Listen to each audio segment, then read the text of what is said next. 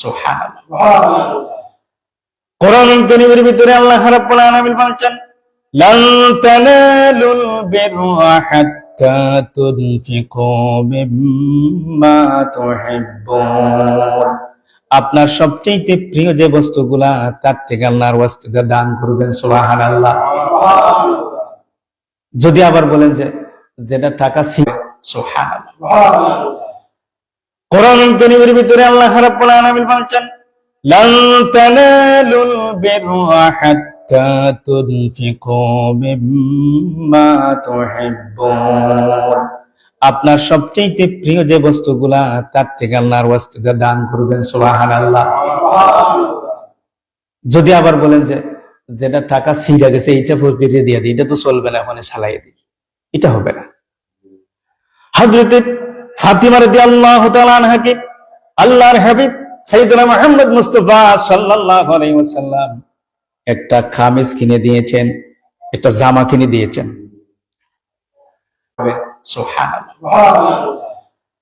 কোরআন কারীমের ভিতরে আল্লাহ রাব্বুল আলামিন বলেন, লান তানালুল বিররা হাত্তা তুনফিকু মিম্মা তুহিব্বুন। আপনার সবচেয়ে প্রিয় যে বস্তুগুলা তার থেকে আল্লাহর ওয়াস্তে দান করবেন। সুবহানাল্লাহ। যদি আবার বলেন যে যেটা টাকা ছিঁড়ে গেছে এইটা ফকিরে দিয়ে দিই, এটা তো চলবে না, এখন সালাই দিই, এটা হবে না।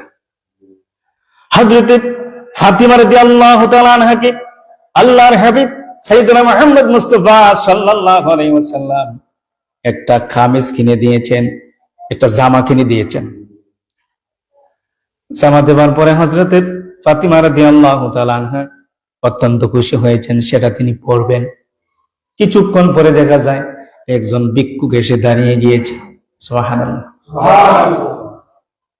এসে বলতেছে, ও মা ফাতিমা, আমাকে কিছু ভিক্ষা দিন, আমার শরীরে কাপড় নেই, ছেঁড়া ফাটা একটা কাপড় নিয়ে আপনার সামনে চলে এসেছি, পরার মতো আমার কিছু নাই। হযরতে ফাতিমা রাদিয়াল্লাহু তাআলা আনহা বলেন, আল্লাহর হাবিব তো বলেছেন প্রিয় কোনো বস্তু আল্লাহর ওয়াস্তে দিতে হয়, যে বস্তুটা হালাল হবে, প্রিয় হবে, সেই বস্তুটা আল্লাহর ওয়াস্তে দিতে হয়।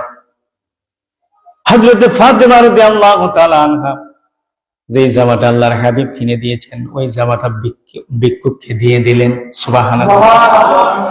ভিক্ষুক বলতেছে, ও ফাতিমা, তোমার কাছে তো চেয়েছিলাম একটা ছিঁড়া ফাটা জামা, একটা পুরাতন জামা, আপনি তো নতুন জামা আমাকে দিয়ে দিলেন, তার কারণ কি?